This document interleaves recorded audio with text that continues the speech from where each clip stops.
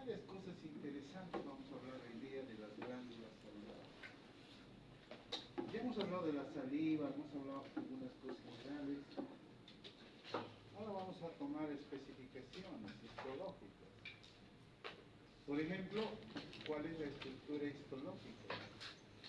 En general, de todas las glándulas, teniendo en cuenta que hemos hecho una interesante clasificación de glándulas, ¿no? En la anterior clase, según la secreción, según la forma de su adenómero, según el tamaño, según el tipo de saliva que producen.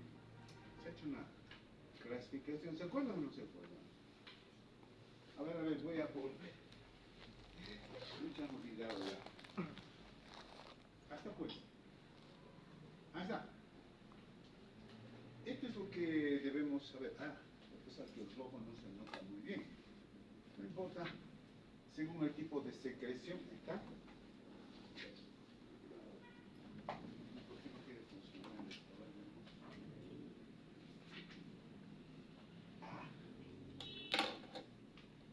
Veremos. Parece que es tema de las pilitas también. Ya está, ¿no? Sí. A ver.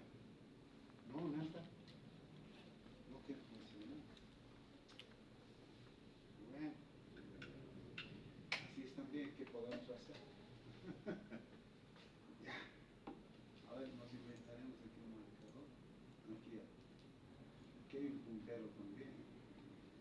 Puntero láser. Está. Listo. Según un tipo de secreción exocrinas, por supuesto, ¿no? Si tienen un conducto excretor, importante son exocrinas. Según el tipo de celular, merocrinas. ¿Se acuerdan ustedes? Hicimos una clasificación de glándulas ya apócrinas, merocrinas, holocrinas, ¿no? ¿Se acordarán? Hacemos bastante tiempo con tejido epitelial. Entonces, en este caso, son merocrinas porque las células, cuando van a producir la saliva, no se destruyen. Las holocrinas son las que se destruyen, se acordarán de las células adiposas, ¿no? De las glándulas sebáceas. Entonces, eso es interesante poder tomar en cuenta. Según el número de sus células, no son unicelulares, son multicelulares o polípticas, que se llaman también. No políticas, polípticas. Cuidado que se equivoque. Polípticas. Según la forma de sus adenómeros, y aquí está importante señalar. Absolutamente todas las glándulas salivales, ya sean principales, accesorias, etc., son histológicamente túbulo-alveolares compuestas. Pónganlo eso. Pregunta para el examen. ¿Qué tipo de adenómero tiene? Preguntaré, ¿no? Túbulo alveolar compuesta. ¿Listo? La parótida es túbulo alveolar compuesta. La submaxilar, la sublingual, túbulo alveolar compuestas. ¿Listo? Es decir, que el adenómero tiene una parte alveolar y tubular. Es la parte más importante donde se produce la saliva. Luego habíamos hablado según el tipo de saliva que producen, y aquí sí hay bastante diferenciación. Hay glándulas que van a producir serosa pura. Y las serosas puras, habíamos dicho, son, por ejemplo, la parótida y las glándulas de von Ebner. Eso no te olvides. Las de von Ebner están desembocando justo entre las papilas caliciformes, ¿te acordarás? ¿No? Ahí están. Esas son serosas puras. ¿De acuerdo? Y luego tenemos mucosas puras también. Y hay una sola de la mucosa pura. Y en este caso viene a ser las glándulas de Weber o Weber, que se llaman así, ¿no? Son mucosas puras. Y el resto son mixtas, es decir, producen la parótida de ya serosa pura, la submaxilar es mixta, mucoso-serosa, pero más serosa que mucosa. Esto es importante subrayarlo. Tiene más adenómeros serosos que mucosos. Y también tiene adenómeros mixtos, con semilunas de Januzzi o de Heidenheim, que ayer hablábamos de eso, ¿no? Semilunas de Januzzi. ¿Listo? Que tiene, es decir, un adenómero mixto, mucoso, seroso, que ahorita les voy a mostrar. Y luego la sublingual, que es una de las grandes glándulas, que también es mixta. Es mucosa serosa, pero más mucosa que es serosa. No te vayas a confundir en el examen, ¿ya? La sublingual es más mucosa que serosa. La submaxilar es más serosa que mucosa. Ahí está el tema importante a subrayar. Y luego el resto de las glándulas accesorias son mixtas, mucoso-serosas. Más predominio las mucosas, ¿no? Ahora, dentro de las glándulas accesorias, que participan en un 5% de producción de saliva, de toda la saliva de la boca, las accesorias, labiales, yugales, palatinas, molares, todas ellas, producen un 5% de saliva de toda la boca. Pero es una tendencia a producir más mucina, más mucosa. Esto es lo importante. ¿Listo? Bien, enseguida hablaremos del tamaño de las glándulas, pero esencialmente yo quiero decirles que la glándula más grande en tamaño es la parótida, aproximadamente unos 30 gramos por cada glándula, aproximadamente, puede ser menos o más, dependiendo. Pero la que le sigue en tamaño estoy diciendo, viene a ser la submaxilar, más o menos 15 gramos de tamaño, de peso quiero decir, y el tamaño también. Y finalmente las sublinguales, que son las más pequeñitas, unos 5 gramos de peso, ¿no?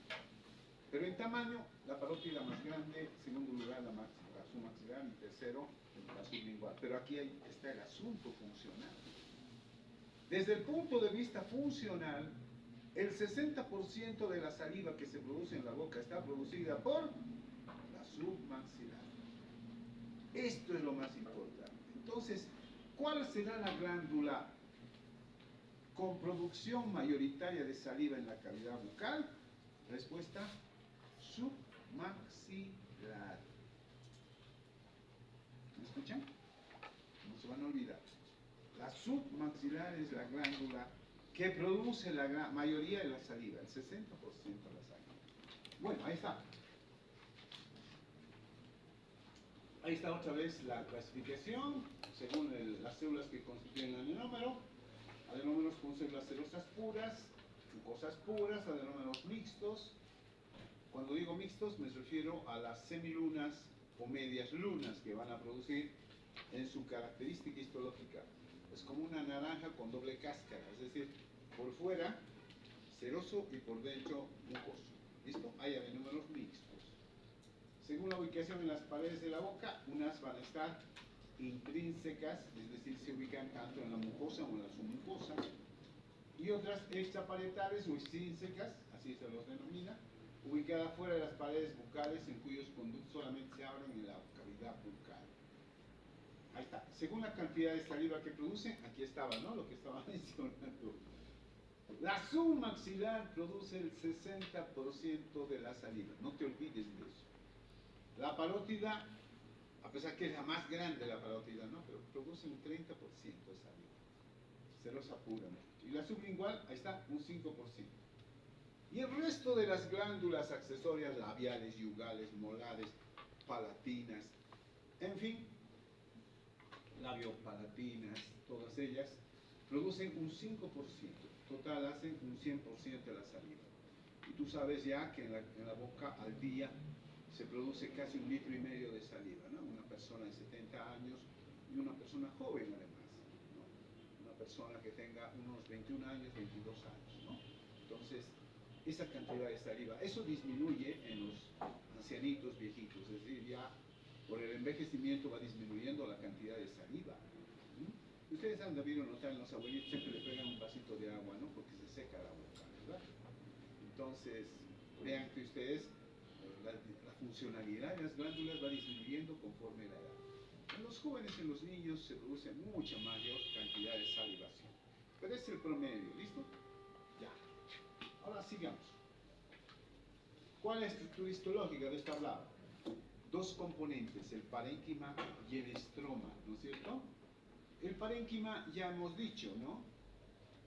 Es el relleno celular, las células, y el estroma viene a ser el esqueleto. Que en este caso vamos a hablar de una parte que corresponde a la envoltura que hace a las glándulas salivales, y en este caso es un tejido conjuntivo. Muchas veces varía desde fibroso hasta casi laxo o fibroso. un intermedio, ¿no?, entre fibroso y laxo, dependiendo de la glándula. Por ejemplo, la sublingual tiene más una envoltura de tejido conjuntivo casi laxo. En cambio, la parótida tiene más fibroso. Eso quiere decir que tiene más colágeno en el tipo 1, tipo 3, que va envolviendo como principales elementos histológicos en su constitución. Al margen, ese estroma está constituido de ¿qué? Gran cantidad de capilares sanguíneos, venosos, arteriales, que hacen toda una envoltura a la parte glandular misma, ¿no? Entonces, ahí tenemos interesante toda la parte estructural. Y claro, como todo tejido conjuntivo, pues tiene todas las células que ya conocemos: fibroblastos, células propias y células migrantes, ¿no ve? De todo tejido conjuntivo, fibroblastos, fibrocitos, células cebadas, histiocytos, todo. Tiene todas esas células ya componentes que las conocemos, propias.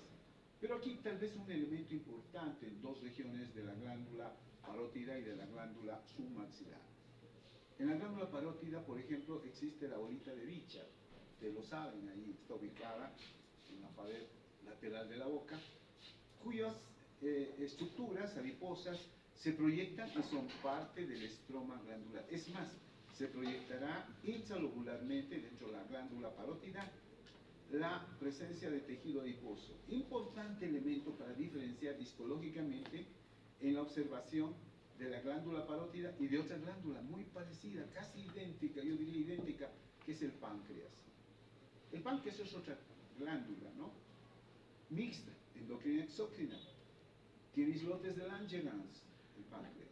En cambio, la parótida no la tiene. Esta es la parte importante. Pero por lo demás, el páncreas exócrino es tan igual a la parótida, porque tiene acinos serosos puros, sus adenómeros serosos puros, tiene los mismos conductos intercalares, el mismo sistema ductal en la sistematización, ¿no? Conductos intercalares, estriados, solamente que varía su principal conducto del páncreas es el Wilson.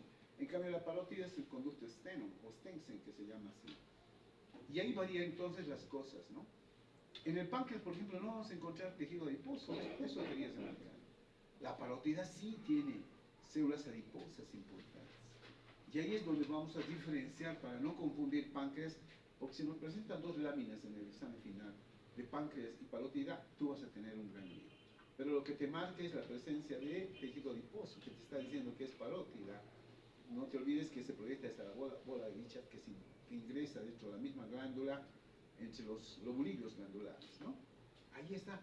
Y el otro elemento de diferenciación son el páncreas endocrino, que tiene los islotes de Langerhans. Eso no tiene la parótida, ¿no? Son dos elementos entonces que hay que buscar para diferenciar, porque si tú los observas así nomás vas a pecar y decir, ¡ay, es parótida! Cuando no la es páncreas. Pero la parótida, vuelvo a reiterar, tiene adiposo, tiene, ¿qué más? No tiene, más bien, islotes de Langerhans. ¿Y qué más no tiene? Células centroacinales, pero eso será un detalle que en su momento veremos en el aparato digestivo. Pero por lo demás, eso es lo importante, subrayar.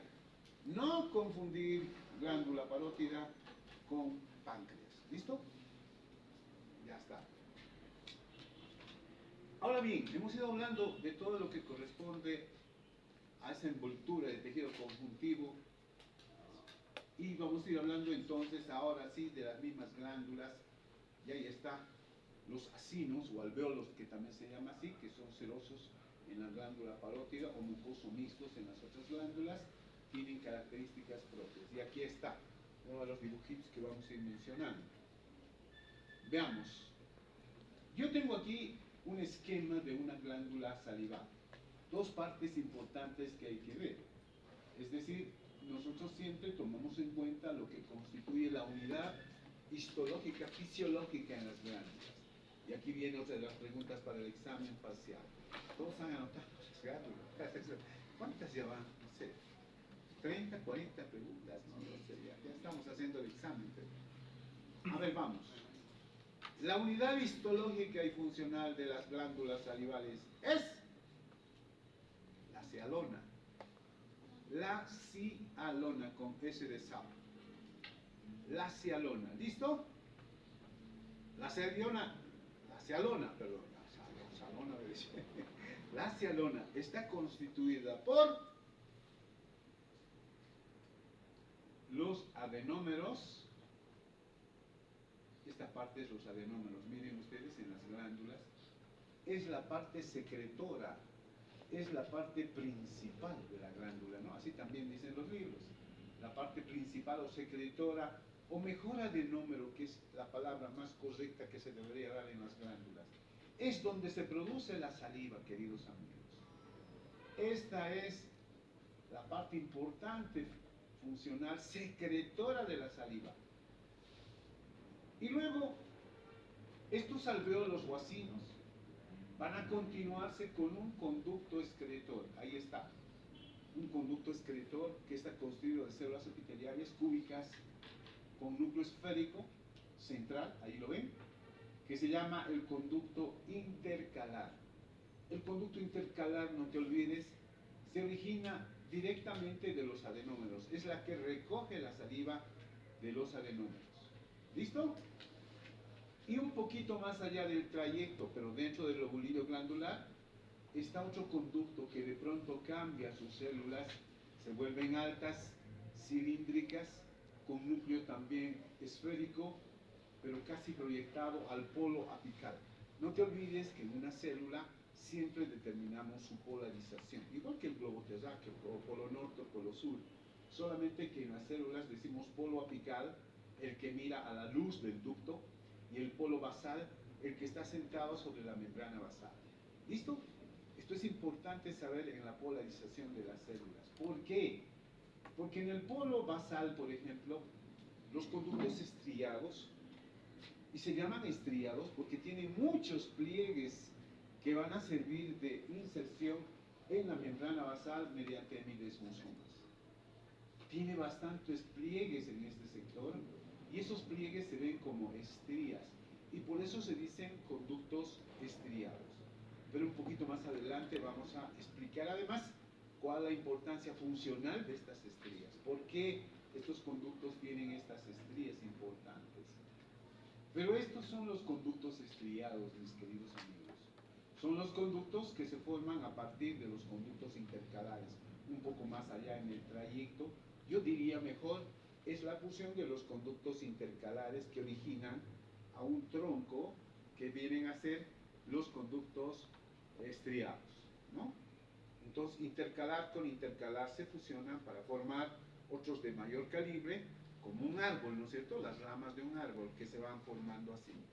Entonces, van a constituir los conductos intercalares. La cialona, por tanto, está constituida por los adenómeros, conductos intercalares y conductos estriados. Juro que va a ser pregunta de examen. ¿Lo están anotando?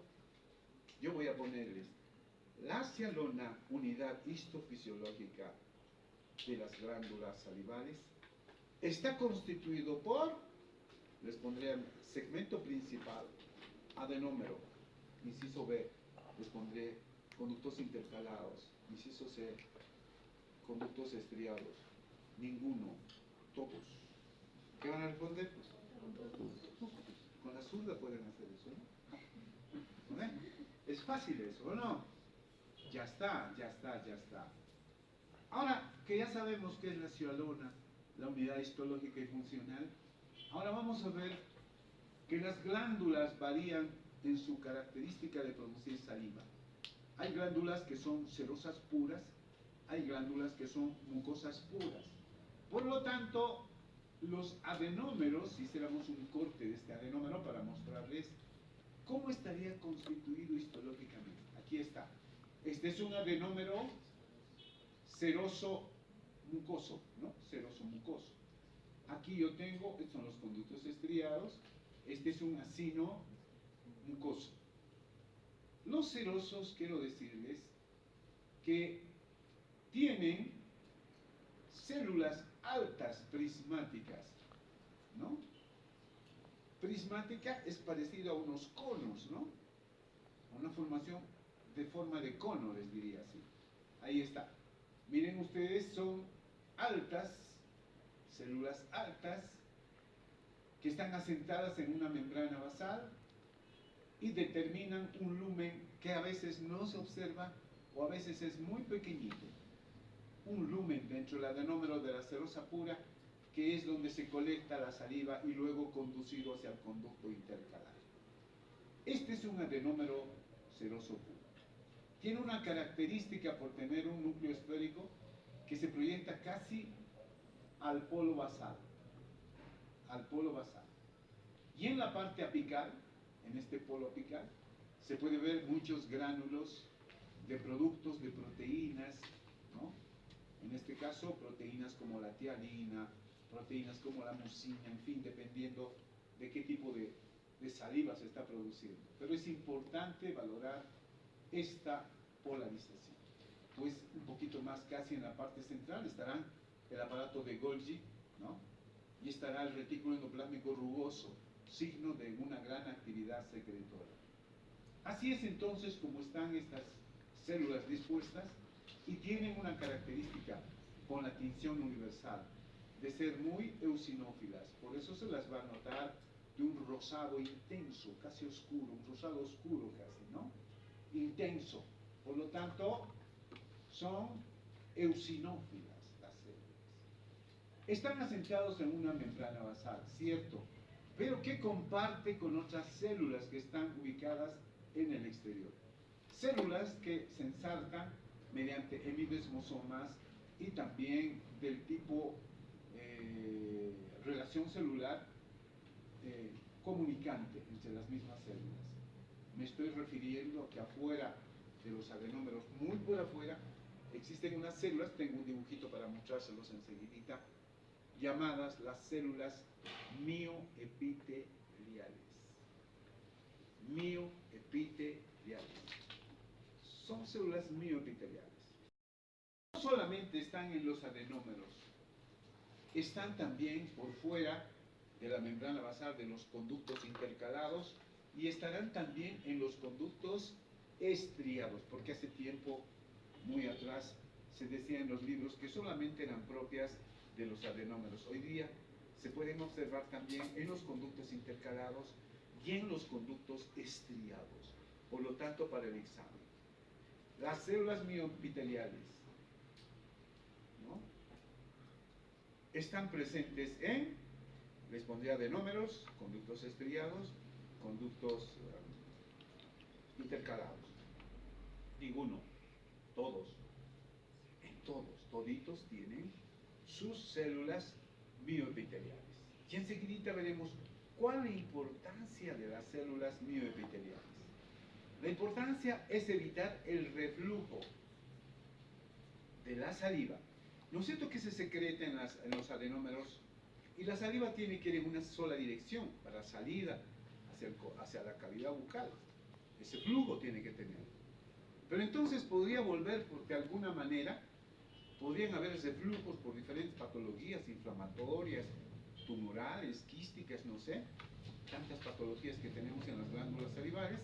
Podría haber un reflujo y querer volver la saliva, pero no se lo permiten porque ahí se contraen las células mioepiteliales. Todo lo contrario, más bien las células mioepiteliales impulsan la secreción, es como si exprimieran desde los adenómeros a través de los conductos, ¿no?, para que salga la saliva, para que haya una secreción. ¿Te das cuenta? Esta secreción, que a veces no es solamente voluntaria, ¿no? No es porque quiero secretarla, es una condición autónoma de un tipo de inervación parasimpática, ¿no? Por eso es muy fácil entender que cuando uno está pasando por una vidriera y ve las salteñas a las 10 de la mañana, uno automáticamente empieza a salivar. No es que quiere salivar, sino empieza a salivar. ¿Sí o no? Es un reflejo que tenemos nosotros. Entonces, ahí está la importancia de las células mioepiteliales. También se las llama células en canasta o en cesta. Es parecida a una canasta donde están los huevos, solamente que ahí no hay huevos, sino hay los adenómeros de las glándulas, sus conductos, ¿no? Ahí están. Y entonces, así como esta manito con deditos, son células estrelladas, ¿cierto, no? Se las llama también células de Bol. Bol, se escribe así. A ver. Doble L. Células en canasta o en cesta de Bol. Células mioepiteliales, ¿no? más conocida como mioepiteliales. ¿Listo? Ahí están. Son estas células estrelladas, por lo tanto, que están en los adenómeros, están en los conductos estriados, están en los conductos intercalados, ¿verdad? No nos olvidemos la función importante, evitar el reflujo de la saliva y facilitar más bien la salida de las... Es como si exprimieran, ¿no? Eso. Entonces, ahí está la importancia de las células mioepiteliales en cesta o en canasta de Wolff. Estos son los adenómeros serosos puros. Y ya les he dicho, la saliva serosa se parece al agua, ¿no ven? Es igualito que el agua, empieza a gotear la saliva. Alguna vez les ha debido suceder, abren la boca y empieza a gotear, ¿no? La saliva. En cambio la mucosa, no. La saliva mucosa hace como unos filamentos, como unos hilos, no sé si les ha pasado eso. Esperate, tengo mucha saliva, decimos, ¿no? ¿Sí o no? Esa es la saliva mucosa. Entonces los adenómeros mucosos se diferencian de los serosos porque sus células no son altas prismáticas, más bien son más bajitas, casi cúbicas, ¿no? Aquí está, con los núcleos proyectados y un poquito más alargados hacia la membrana basal, determinando un lumen amplio, no como las serosas que tenían un lumen muy estrecho, casi invisible, ¿no? En cambio las mucosas, los adenómeros de glándulas mucosas que producen saliva mucosa, sus adenómeros son amplios, el lumen es amplio, porque eso está determinado por las células bajitas cúbicas. El núcleo es de esa manera. Ahora, en su polo apical se puede ver gran cantidad de mucina, porque produce una saliva mucosa, ¿no? Mucina. Por otra parte, estos adenómeros frente a la tinción universal son también eosinófilas, pero con un menor grado de eosinofilia. No es como tan rosado intenso como son las serosas, es un rosado más pálido. ¿Listo? Menos eosinófilas que los anteriores adenómeros.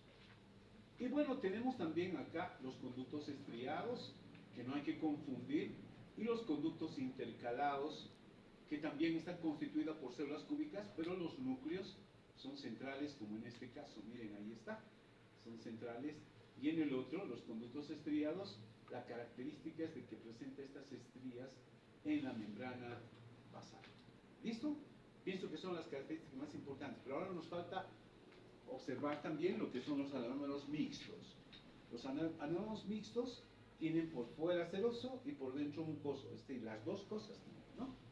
Pero ahí se muestran las famosas semilunas o medias lunas que tenemos que observar. Aquí está, miren, un poquito para hablar del adenómero, el conducto intercalar también, y ahí está este dibujito magnífico que nos está mostrando a las células mioepiteliales, ¿no? Se parecen a unos pulpitos, no sé, a unas células que están rodeando a los adenómeros, pero también están en los conductos intercalados, en los conductos estriados, ¿no? Que hemos dicho. ¿Está bien? Sí. A ver, ahí está un poquito de las células mioepiteliales.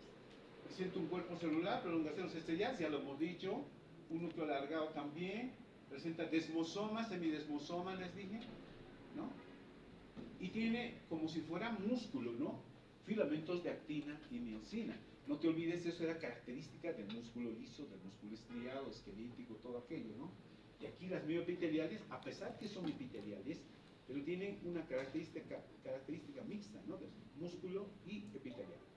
Así son estas células. Entonces tiene abundantes filamentos, o microfilamentos, o citofilamentos, que también se puede decir de actina miosina.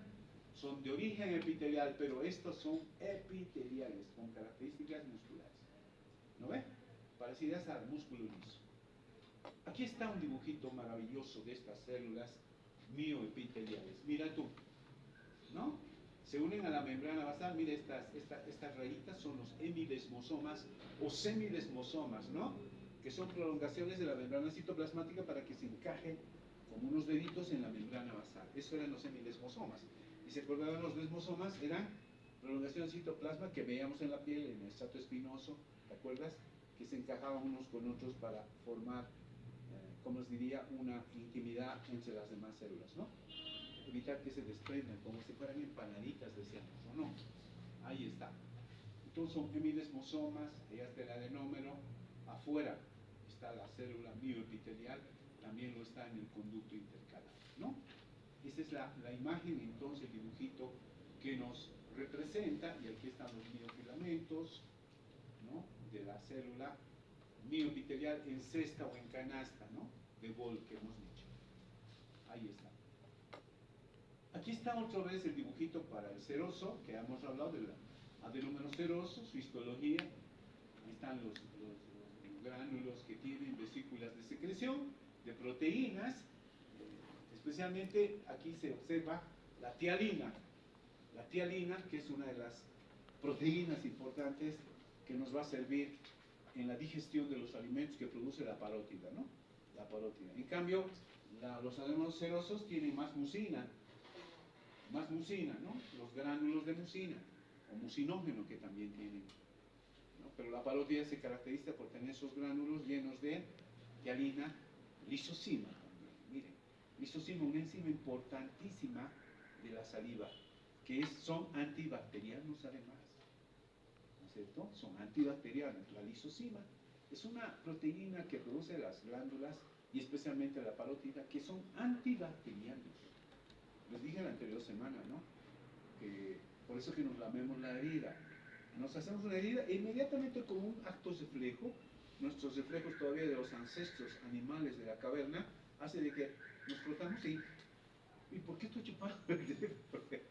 Lo primero que hacemos es eso. O la mamá, ¿no?, se corta el niño, ya le está chupando el dedo, ¿no?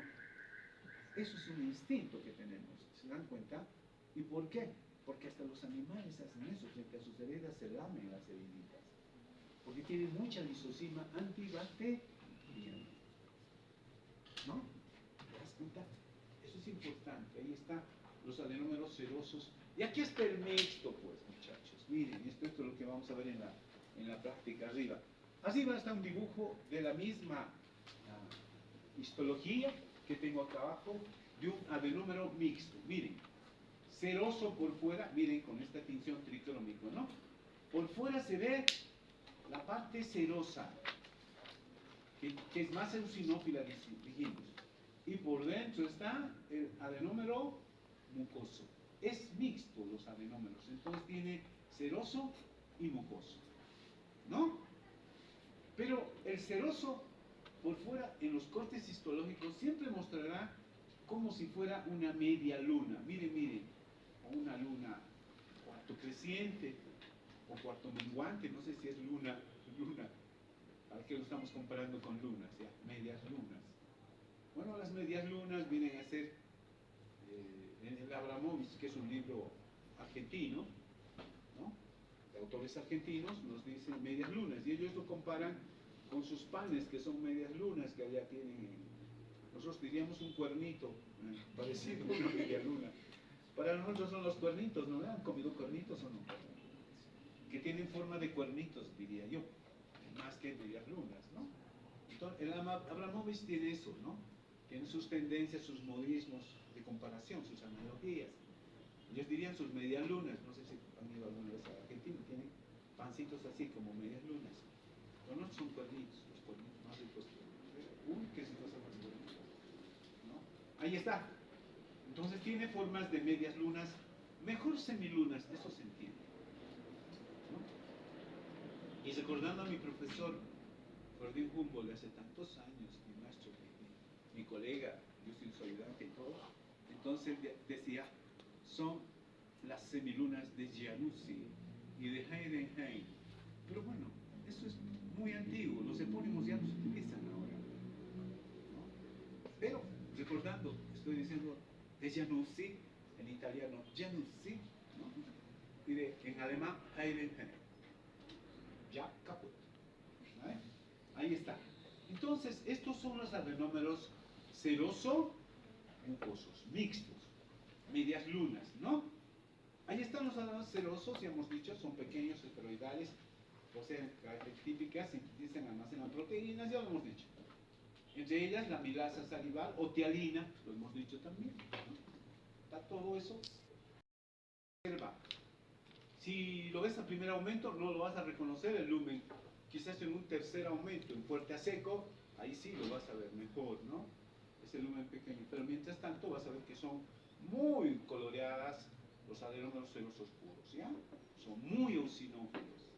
Esto es triclómico mayor y por eso nos está mostrando un color casi azul oscuro, ¿no? Ya está. Luego, en cambio, los acinos mucosos son más voluminosos, sus células están cargadas de grandes vesículas que contienen mucina o mucinógeno, que hemos dicho, ¿no? Mucina. Ustedes saben que la palabra mucina es más académica. En palabras vulgares tendría que decir moco. El moco. El moco, académicamente, dilo en vez de moco, mucina. Límpiate las mucinas. Pero eso tiene la saliva también moco, ¿no? Mucina, ya, para no estar echando en líos. Entonces ayudan a la masticación, al ablandamiento del bolo alimenticio, porque tienen enzimas importantísimas, ¿no? Son proteínas enzimáticas que digieren los alimentos, forman el bolo alimenticio, la deglución, y facilita también en la fonación, en la pronunciación de las palabras, ¿no? La D, la T, todo. Porque una boca seca no puedes pronunciar porque se te pega la lengua en el paladar, ¿no? Así es. Hasta un asino mucoso, mira tú, lumen amplio, menos coloreado, ¿no? Menos coloreado, menos teñido. Y ahí en el microscopio electrónico se puede ver gran cantidad de gránulos de mucina, mucinógeno. Ahí está. ¿Y qué tenemos acá? Más condición universal. Mira cómo se ven los adenómeros mucosos, ¿no? Un rosado pálido, ¿verdad que sí? Y sus núcleos casi alargaditos, tirados para el polo basal, ¿cierto? Sí, señor. Pero digan algo, pues ustedes no dicen nada. Bueno. Sistematización de conductos. A ver, ¿a qué se dice sistematización de conductos? Se dividen los conductos de este intercalar, estriados, conductos interlobales, conductos principales. Así es. Es como un árbol. El tronco más grueso sería el conducto de Stenone en la parótida. Esta se divide en ramas interlobales y las interlobales en intralobulares, pero que son los conductos estriados e intercalares, ¿no? Así como las ramitas más delgaditas de un árbol. Toda esa división de los conductos se llama sistematización de los conductos. Oigan, y eso apréndanse porque yo les voy a preguntar si Dios quiere algún día llegar a mis manos al cuarto año. Si Dios quiere, digo, por eso estoy vivo. Entonces les diré, hagamos la cialografía, es decir, estudio de patologías mediante contrastes. Observen la sistematización de conductos. Ya nos lo está repitiendo que es sistematización. Por eso tienen que saberlo ahora, ¿ya? Sistematización. Ahí están los conductos intralobulares. Es decir, los lobulillos glandulares están recubiertos por septos tabiques de tejido conjuntivo del parénquimo, que ya hemos hablado. Por lo tanto, ahí adentro, los conductos que se dividen, los conductos intralobulares, son los intercalados y los estriados. Yo los voy a colocar ahí.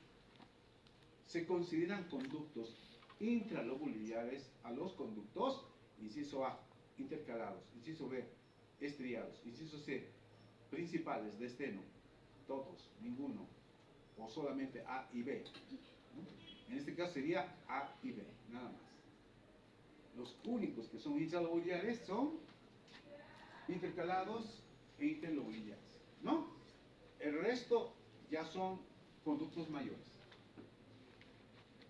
Bueno, hemos ido hablando de todo esto, las células epiteliales. Ahora yo quiero decir una cosa importantísima. Las células cúbicas de los conductos intercalados son células además que pueden tener mitosis activas y los dividimos en dos categorías de células. Unas que son, escuchen bien, esto es lo ultimito que hay, células madre. Hoy día se está hablando mucho de células madre. Por tanto, las células epiteliales de los conductos intercalados son considerados también células madre porque son capaces de reponer a las células epiteliales de los conductos intercalados si es que hay alguna lesión, o inclusive originar células para los adenómeros. ¿Qué te parece esto? Esto es fabuloso, ¿no? No solamente son células ductales pasivas que dejan pasar la saliva, no. habían sido células muy activas para poder reponer a las demás células, ¿no? Importantísimo es esto. Regeneran, ahí está, por mitosis, la porción secretora, excretora. Tendrían estas células madre con frecuencia, se transforman en células secretoras. Las células epiteliales del conducto intercalar producen además proteínas. Esto subraya, esto pudo preguntarles. Ahí está, esta es la pregunta del examen. Las células intercalares producen antibacterianos. Y estos son la lisozima y la lactoferrina. La lisozima, que es parte de la saliva, ¿no? Y la lactoferrina. ¿Listo? ¿No te vas a olvidar de esto? Palabra te voy a preguntar. Ahí está, ahí está. La lisozima y la lactoferrina, que son los antibacterianos que se producen en los conductos intercalados. O sea, los conductos intercalados no son pasivos conductos que dejan pasar la saliva, sino aportan a la saliva. Este es mi granito de arena, ¿no? Ahí está el lisozima, a la saliva que está saliendo. ¿Ah? Y son capaces de convertir esta saliva primaria en una saliva secundaria, en una saliva isotónica para convertirla en una hipotónica, que vamos a ver enseguidita eso. Esto es interesante entonces, ¿no? A ver, los conductos estriados, que ya lo hemos hablado también, ¿no? Ustedes saben que tiene estrías en el polo basal, en el dominio basal, que se puede decir, ¿no? Ahí está, el dominio apical y el dominio basal, tiene dos partes, polo apical, polo basal, si tú quieres tú. Ahora, ¿qué importancia tiene? En los conductos estriados, no intercalados, se produce la absorción de sodio y cloro. Miren eso, qué importante. Y eso hace que la saliva se convierta en hipotónica de una isotónica. De saliva primaria en saliva secundaria activa. Es decir, el sodio y el potasio, no el sodio, sí, el cloro, perdón, no el potasio. El cloro y el sodio se reabsorben, ¿no? Para nuestro organismo, porque perderíamos sodio y con ello perderíamos agua. Entonces no se pierde ni agua ni por el estilo, pero sí se libera, en este caso, el potasio. Sí se libera el potasio, ¿no? Sale por la saliva. El potasio importante. Y aquí hay un aspecto además importante en los conductos intercalados. La actividad de la anhidrasa carbónica. La actividad de la anhidrasa carbónica que va a producir en los conductos intercalados. Ahí está, otra pregunta para el examen. La producción de bicarbonato. ¿Qué importancia tiene el bicarbonato en la saliva? ¿Qué determina el pH saliva? Si disminuye la producción de bicarbonato, la saliva se hace ácida. Y hay más caries, por lo tanto, pues amigos. En una saliva ácida, en una boca ácida, hay más caries. En cambio, si tienes una saliva con buena producción de bicarbonato, le da a la saliva un pH alcalino, básico. De tal manera que no hay mucha producción de caries. Por eso esto es importante señalar para nuestra profesión, ¿no? ¿Cuál es la importancia de la anhidrasa carbónica en la producción del bicarbonato? ¿Y dónde se produce esto, la producción del bicarbonato? En los conductos estriados. Pregunta del examen, voy a preguntarles esto, porque esto es radical para nuestra vida profesional. ¿En qué sector de la glándula o de la cialona, qué sé yo, se produce la anhidrasa carbónica para la producción del bicarbonato? Ustedes dirán los conductos estriados, los conductos intercalados, los adenomas mucosos, serosos. ¿Dónde? En los estriados. ¿Listo? El bicarbonato que determina el pH salival. ¿Listo? Esto es súper importante, mis queridos amigos. Claro que también se producen otros productos químicos, ¿no? No solamente anhidrasa carbónica, se forma ATPasa, enzimas que son, ¿no? Óxido reductasa, succinato deshidrogenasa, son enzimas, por si acaso, la peroxidasa, el péptido calicreína y la mucina. Todas son proteínas, pero son enzimas. Tú sabes que el mundo de las proteínas está regido por enzimas también, ¿no? Una enzima químicamente es una proteína, pero con una actividad buffer, tampón o desdobladora de los alimentos, que digiere los alimentos, que rompe un azúcar o un polisacárido en monosacáridos, en disacáridos, ¿no? Son como cuchillos, ¿verdad? Esas son las enzimas, ¿verdad? ¿No te vas a olvidar? Entonces, en la saliva además se produce gran cantidad de enzimas digestivas. Y estas digestivas, las hemos dicho, ATPasa, oxidorreductasa, succinato, deshidrogenasa, peroxidasa, péptido, calicreína, mucina, la mucina que es el moco, ¿no? Ya está. Ahí está de nuevo el esquemita para mostrar toda esta caracterización de las glándulas que hemos visto. Y los conductos principales, con esto tal vez ya vayamos terminando la clase, se forman por la unión de varios conductos estriados. Estos son extralobulinares, los conductos principales o colectores que se llaman así, ¿no? No son intralobulares, los únicos intralobulares eran dos, ¿se acuerdan? Eran dos. Listo. Presentan revestimiento cilíndrico simple, pero el conducto de Stenone, no te olvides, tiene un epitelio cilíndrico biestratificado. Eso no te vas a olvidar. Alternando con células caliciformes. Yo podría preguntarte en el examen parcial eso. El tipo de epitelio que constituye el conducto de Stenone principal está constituido por epitelio, inciso A, cúbico, simple, no. Cilíndrico simple, no. Cilíndrico biestratificado con células caliciformes, veremos. Les podría poner ahí epitelio plano, epitelio cualquier cosa, ¿no? Plano poliestratificado. Pues ninguno, solamente el que tiene biestratificado con células caliciformes. Ahora, claro, hay otros conductos de menor calibre antes de formar el Stenone que tienen un epitelio pseudoestratificado, muy parecido al respiratorio, ¿no? Cilíndrico pseudoestratificado. Pero bueno, ese no es el caso sino del conducto principal. ¿Listo? Bien, ya hemos visto todo esto. Ahí están los conductos, ya hemos visto. Se llama ramificado porque son como ramas del árbol. Ya hemos visto estos esquemas. Ahí está lo que eran los adenómeros serosos, colocrinos, merocrinos y apocrinos.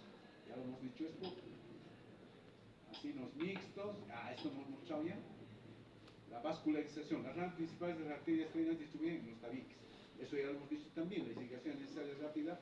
La actividad de las glándulas se encuentra controlada por sistema nervioso. Las glándulas reciben fibras simpáticas y parasimpáticas. Lo dije, ¿no? La salivación frente a una salteñería, etc. Queridos amigos, creo que ya hemos agotado